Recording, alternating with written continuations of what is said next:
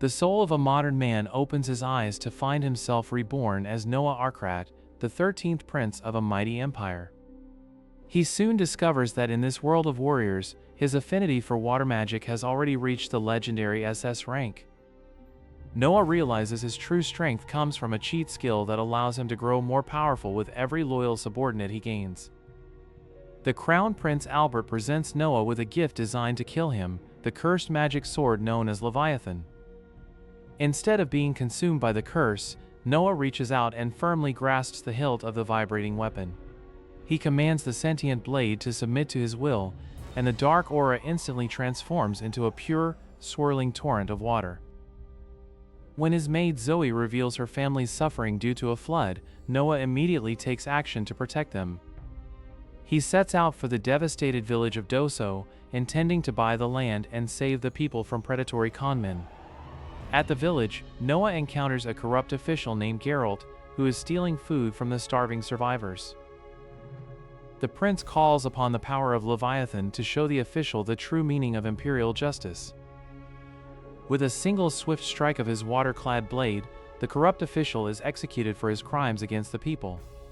Noah orders the distribution of proper food and funds, instantly earning the undying loyalty of the entire village. News of his feat reaches the emperor, who is stunned that a 6-year-old could master such a dangerous weapon. Upon reevaluating Noah's stats, the imperial servants find that his water affinity has ascended to SSS rank. Seeking a brief respite, Noah visits the capital to hear the performance of a famous young singer named Alice. When thugs interrupt the show to harass Alice over her father's debts, Noah steps in without hesitation. He uses the flat of his blade to send the criminals running, proving that his power is not just for show. To ensure Alice's safety and her talent's growth, Noah buys the entire theater and hires her as his personal performer.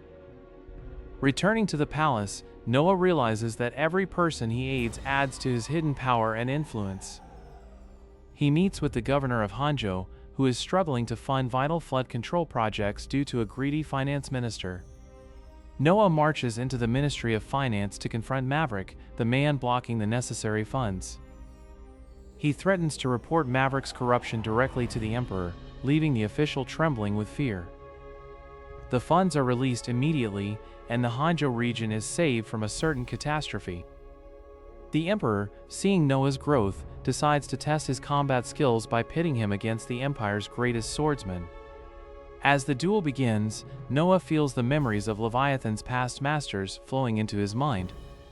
With movements too quick for the eye to follow, Noah disarms the legendary swordsman in a single move. The swordsman admits defeat, declaring that he has nothing left to teach the young prodigy. The emperor appoints Noah as the head judge for the upcoming knight selection exam, a role never before given to a prince.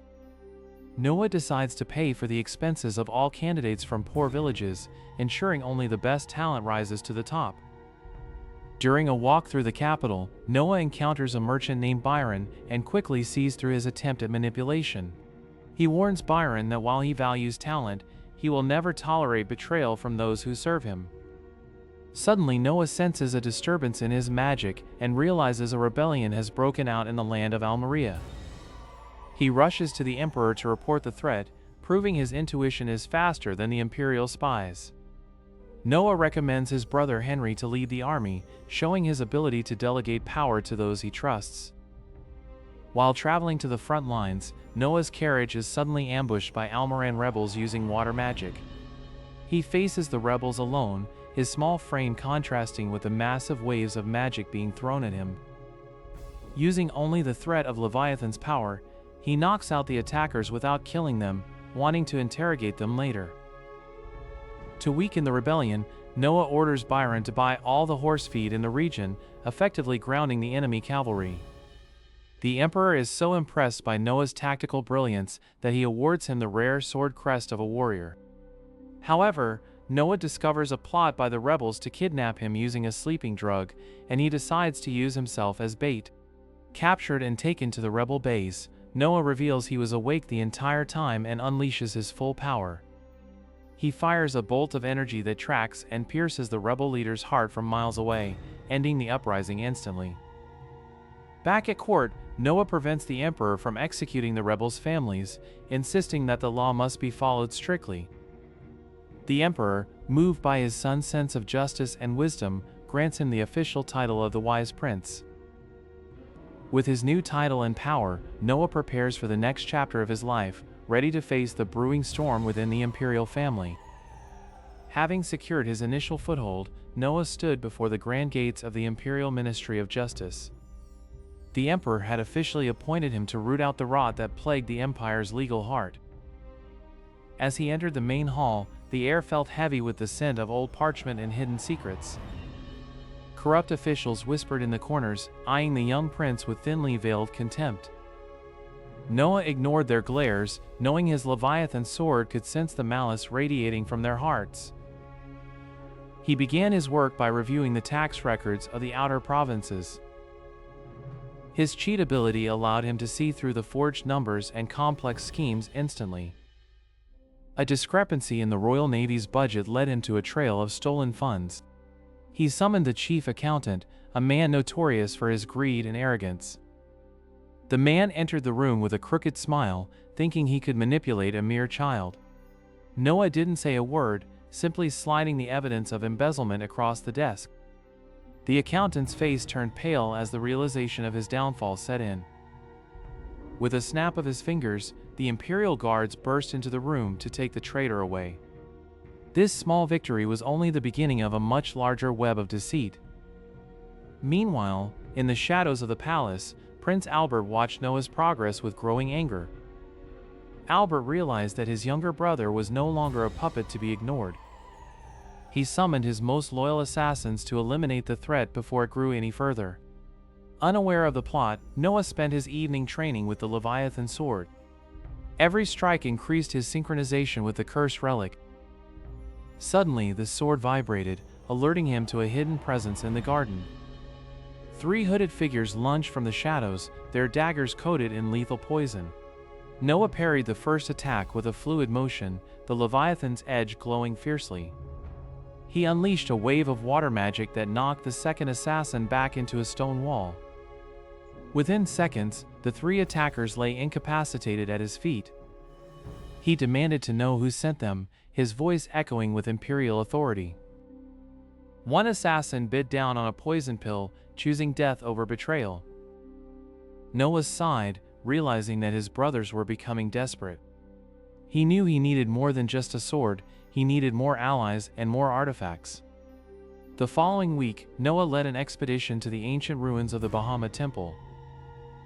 Legends spoke of a golden crown that could command the loyalty of any soldier who saw it. The temple was guarded by mechanical golems left behind by a lost civilization. Noah ordered his men to stay back as he charged forward, Leviathan in hand. The clash of steel against stone echoed through the cavern like thunder. Using his cheat ability, he identified the core of the golems and struck with precision. One by one, the guardians crumbled into piles of inert rock. At the center of the altar sat the crown of Bahamut, pulsing with a divine light. As he placed the crown on his head, a surge of power flowed through his veins. He could now feel the presence of every soldier under his command, their loyalty bound to him. But his return to the capital was met with news of a sudden imperial decree. The emperor had fallen into a deep coma, and Prince Albert had declared himself regent. Noah realized that the political maneuvering was over, the civil war had begun. From the palace walls, Albert's new inquisitors watched Noah's arrival with drawn bows. A massive magical barrier suddenly slammed shut around the capital, trapping Noah outside. Albert's voice boomed through the air, accusing Noah of using forbidden magic to poison the emperor. Noah looked at the barrier and then at his men, his resolve hardening like steel. Deep within the Leviathan, a voice spoke, offering a power that could shatter the world. But the cost of such power would be Noah's very soul. As the first volley of magical arrows rained down, Noah had to make a choice. He tightened his grip on the cursed blade, the red eye reflecting in his own pupils. The prince prepared to sacrifice everything to reclaim his home and save his father. Noah stood at the gates of the capital as the first light of dawn hit the steel of his armor. Reports had reached him that Crown Prince Albert had officially declared open rebellion against their father. Albert's greed had finally outweighed his loyalty, leading thousands of soldiers into a senseless civil war. Noah drew the Leviathan, feeling the cold, familiar pulse of the cursed blade through his palm. Behind him, the loyalist forces stood in perfect silence, their morale bolstered by their young master's presence. The sound of a war horn echoed from the horizon, signaling the approach of the rebel vanguard. Thousands of rebel knights charged forward, their horses kicking up a massive cloud of dust across the plains. Noah didn't flinch, instead raising his hand to signal his archers to hold their fire. He channeled his internal mana into the Leviathan, causing the air to drop in temperature instantly. With a single swing, a massive tidal wave of frozen water erupted from the blade. The rebel front line was swept away, frozen solid before they could even scream. Noah commanded his troops to advance, his voice carrying magically across the entire field. High above on a floating magic platform, Albert watched in horror as his numerical advantage vanished. He ordered his secret unit of dark mages to unleash their forbidden spells upon the 13th prince. Black bolts of lightning rained down from the sky, striking the ground around Noah's feet. Using his cheat ability, Noah absorbed the rogue mana from the air to strengthen his own subordinates. His loyal generals felt a sudden surge of power, their weapons glowing with Noah's signature blue aura. They tore through the rebel lines like a hot knife through butter, reaching the inner sanctum of the capital. Noah walked through the palace gates, his presence alone causing the remaining guards to drop their weapons. In the throne room, Albert stood alone, clutching a forbidden relic that pulsed with a sickly green light. Noah entered the room, his eyes filled with pity for the brother who had lost his way. Albert screamed that the Empire belonged to the strongest, and he lunged at Noah with a burst of dark speed. The two brothers clashed, their blades creating shockwaves that shattered the stained glass windows of the hall. Noah moved with the grace of a master, parrying every desperate strike with minimal effort. The Leviathan roared, a spectral dragon made of water spiraling around Noah's arm. With a final decisive strike, Noah shattered Albert's dark relic and sent him flying across the marble floor. Albert lay defeated, the dark corruption leaving his body as he realized the weight of his crimes. Noah looked down at him, choosing mercy over vengeance, and ordered the guards to take him into custody.